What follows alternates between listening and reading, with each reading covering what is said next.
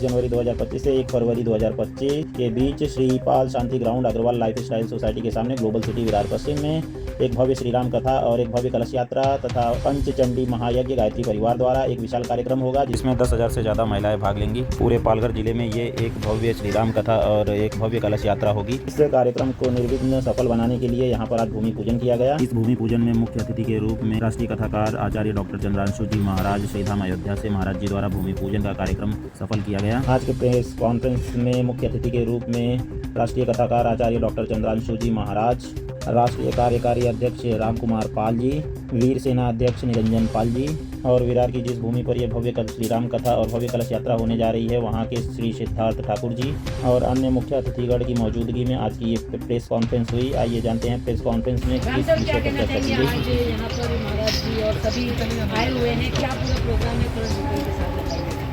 नमस्कार आप सभी को, जय श्री राम।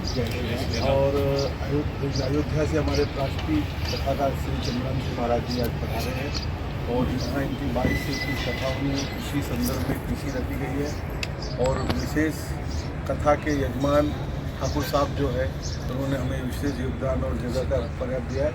तो सिद्धार्थ जी को भगवान राम का कोटि कोटि आशीर्वाद मिले और भगवान अयोध्या से ही पधारे हैं। अयोध्या में हमारे मठ है हनुमान गुफा मंदिर, तो यहाँ पर एक विशाल यज्ञ होगा और उसका एक लक्ष्य चंडी राम कथा यज्ञ नाम दिया जाएगा, जो कि ताकि हम चाहेंगे कि सिद्धार्थ ठाकुर जी इस बिल्डिंग का भी नाम लक्ष्य चंडी रखें, क्योंकि हमने गोकुलधाम में एक लक्ष्य चंडी यज्ञ किया था तो वहाँ पे एक बिल्डिंग लक्ष्य चंडी के नाम से बनी हुई है, जिसमें बड़े बड़े लोग रहते हैं, राम नायक वगैरह, और अच्छे रेट मिले। तो चाहेंगे इस कथा के बाद सिद्धार्थ ठाकुर को यहाँ अच्छे से अच्छा रेट।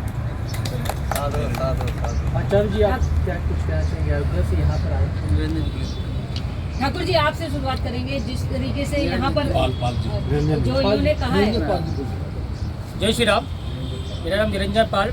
मैं आप सभी को बताना चाहता हूँ कि 22 जनवरी से लेकर 1 फरवरी तक यहाँ विशाल भव्य श्री राम कथा और भव्य कलश यात्रा और पंचचंडी महायज्ञ गायत्री परिवार द्वारा जो विशाल कार्यक्रम होगा और जो कलश यात्रा जो होगी उसमें 10,000 से ज़्यादा महिलाएं जिसमें भाग लेंगी और एक भव्य कार्यक्रम पूरे पालघर जिला में इससे बड़ा कार्यक्रम आज तक न हुआ है न होगा। ऐसा कार्यक्रम हम प्रभु की कृपा से और हमारे दादा सिद्धार्थ ठाकुर जी की कृपा से, महाराज जी के, हमारे भैया राम कुमार पाल जी के और हमारे कार्यकर्ता और हमारी पूरी टीम इसमें पूरी मेहनत कर रही है और एक कार्यक्रम एकदम अच्छे से पार हो, इसमें आने वाली सारी बाधाएं दूर हो, इसके लिए आज हमने यहाँ पर भूमि पूजन भी किया है और इस कथे से आम जनता को, सभी लोगों को इसका पुण्य मिले और सभी की मनोकामना पूरी हो।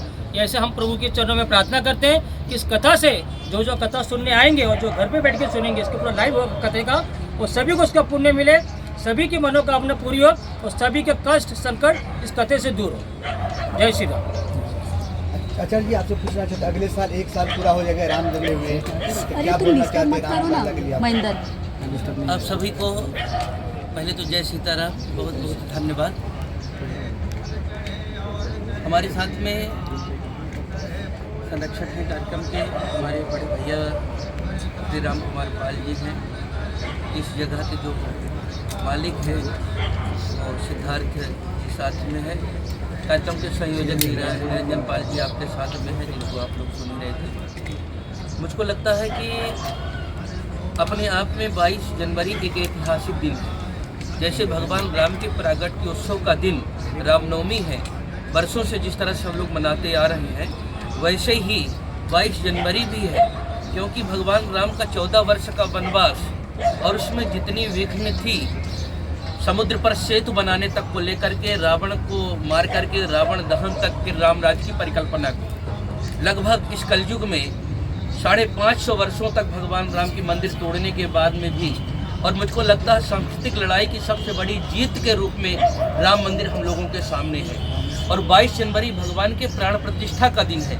जिस दिन भगवान प्राण प्रतिष्ठित हुए थे राम मंदिर पर, उसी दिन से यहाँ राम कथा की गंगा प्रवाहित होना है। मुझको इसलिए भी खुशी हो रही कि इस पावन भूमि का संबंध शिवाजी महाराज से है, जिनका योगदान राष्ट्र हित में, समाज हित में हम सभी को पता छुपा नहीं है। ये भूमि बाला साहब ठाकरे जी की भूमि है, जिन्होंने राम मंदिर के लिए कहा था कि मेरे शिव सैनिकों ने बाबरी ढांचा को तोड़ा है और हमको किसी प्रकार की कोई चिंता नहीं, हमको गर्व है इस बात पर।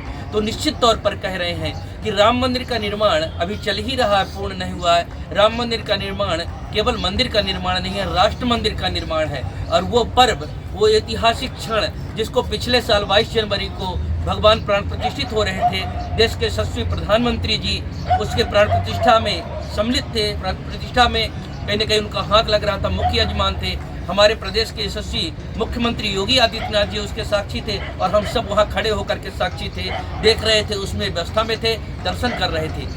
और उसी समय वार्षिकोत्सव जब चल रहा भगवान राम का प्राण प्रतिष्ठा का, उसमें ये राम कथा का शुभारंभ हो रहा है। तो जो मेरी मूलभूत अवधारणा है, सर्वे भवन्तु सुखिनः सर्वे सन्तु निरामया सर्वे भद्राणि पश्यन्तु मा कश्चित् दुर्भाग् भवेत्। हम सब सुखी, सबको सुखी करना चाहते हैं, सबको निरोगी बनाना चाहते हैं, हम सभी का कल्याण करना चाहते हैं। और हमारा जो सूत्र है वो वसुधैव कुटुम्बकम, पूरे पृथ्वी को ही अपना कुटुंब परिवार मानते हैं। तो सर्व कल्याण, सर्वजन हिताय, सर्वजन सुखाय की भावना को लेकर के ये राम कथा की गंगा प्रवाहित होगी।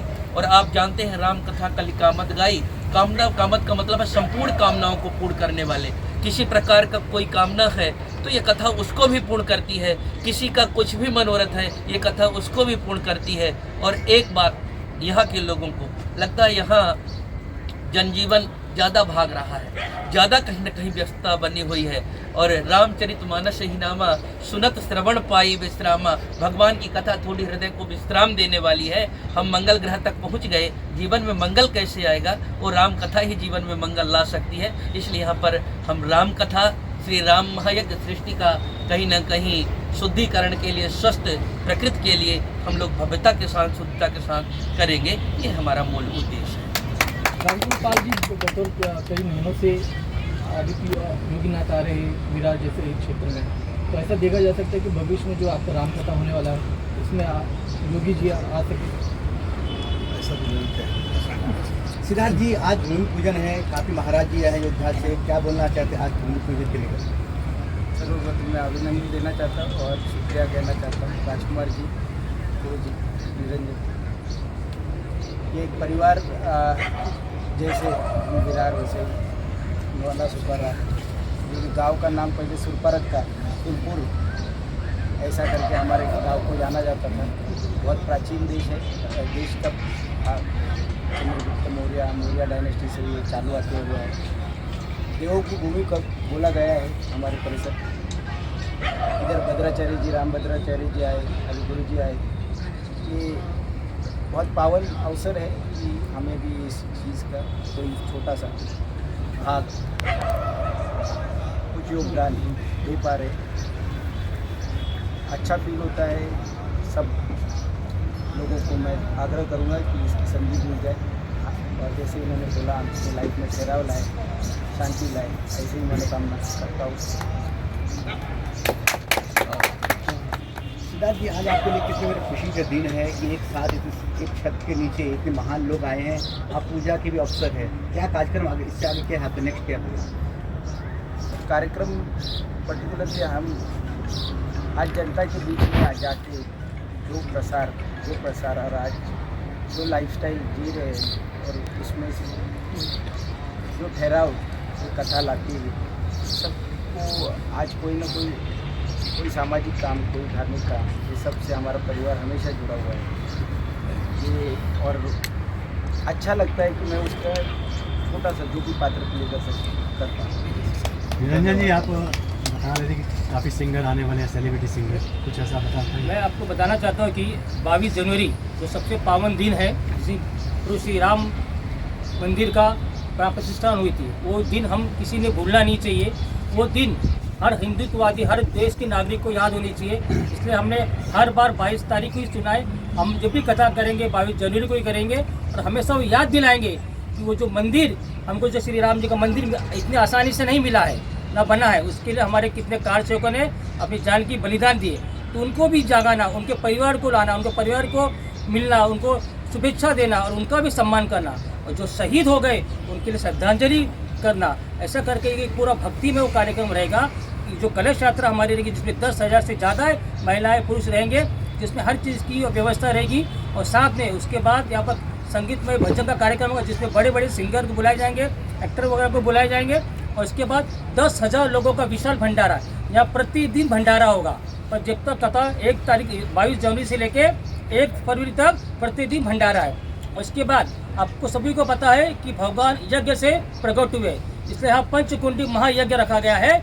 यज्ञ में आके सभी ने इसमें आहुति डाले और अपने जीवन को धन्य करे, कि सबसे बड़ा यज्ञ करना सबसे बड़ा पुण्य का काम है। क्योंकि प्रभु श्री राम जी ने भी यज्ञ किए थे, अश्वमेध महायज्ञ। हम भी एक छोटा सा यज्ञ पंचकुंडी कर रहे हैं, और सभी की कृपा रही तो एक बार हम भी जो प्रभु श्री राम जी ने जो यज्ञ किए थे अश्वमेध महायज्ञ, वो भी हम कर पाए, ऐसे प्रभु से हम प्रार्थना करते हैं।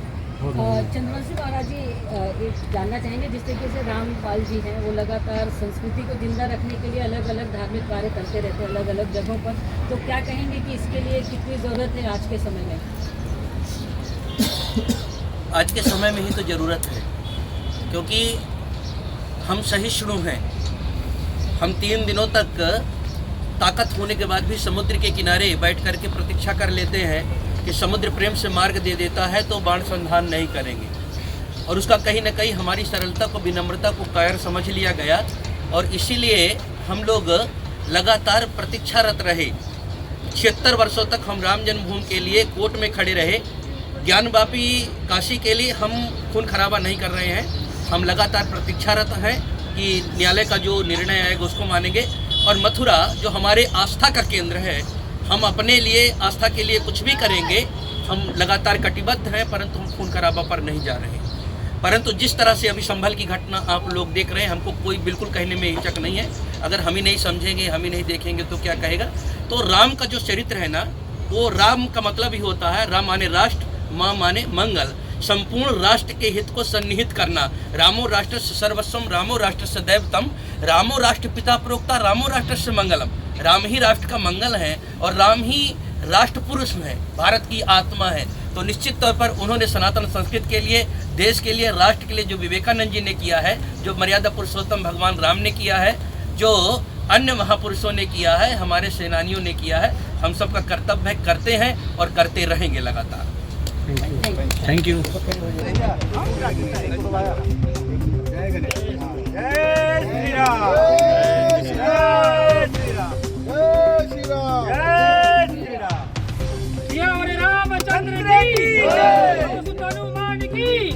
उमापति महादेव की जय। जय श्री राम, जय श्री राम, हर हर महादेव, हर हर महादेव। रानी माता की जय, उमा देवी माता की जय, आई माता की जय, सभी ग्राम देवी देवताओं की जय, जगह वाले की जय। सियावर रामचंद्र की जय, भारत माता की जय, भारत माता की जय।